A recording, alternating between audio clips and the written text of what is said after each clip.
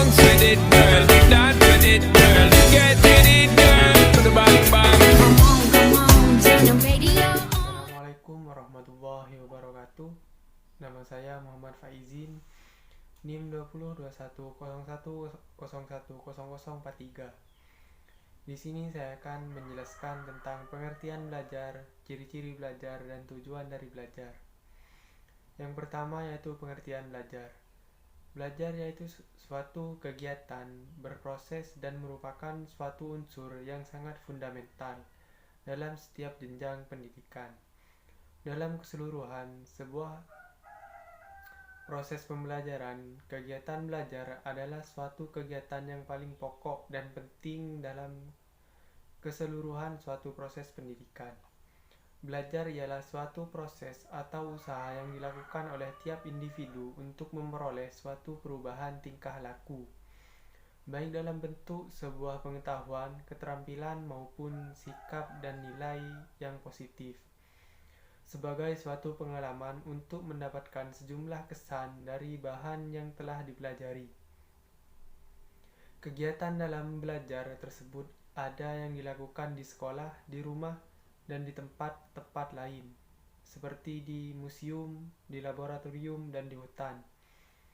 Belajar yaitu suatu tindakan dan perilaku siswa yang kompleks.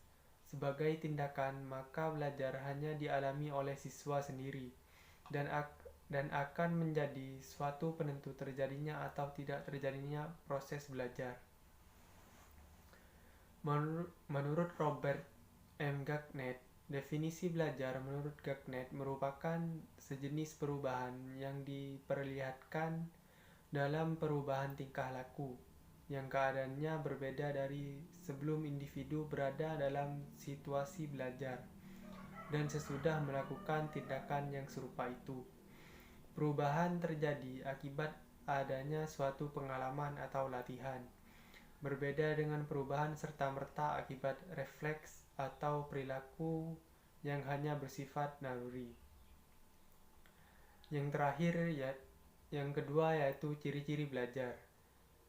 Yang pertama yaitu adanya suatu kemampuan baru atau perubahan dalam perubahan tingkah laku yang sifatnya pengetahuan, yaitu kognitif, keterampilan psikomotorik, maupun sebuah nilai dan sikap afektif. Yang kedua yaitu dalam perubahan itu tidak berlangsung sesaat saja, melainkan menetap atau bisa disimpan. Yang ketiga yaitu dalam perubahan itu tidak terjadi begitu saja, melainkan harus dengan sebuah usaha. Perubahan terjadi akibat suatu interaksi dengan lingkungan.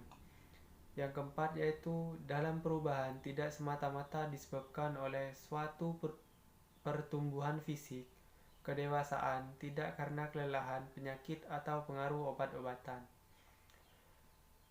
Yang terakhir yaitu tujuan belajar. Tujuan belajar yaitu sejumlah hasil belajar yang menunjukkan bahwa siswa telah melakukan sesuatu perbuatan belajar, yang pada umumnya meliputi yaitu pengetahuan, keterampilan, dan sikap. Sikap yang baru diharapkan tercapai oleh siswa.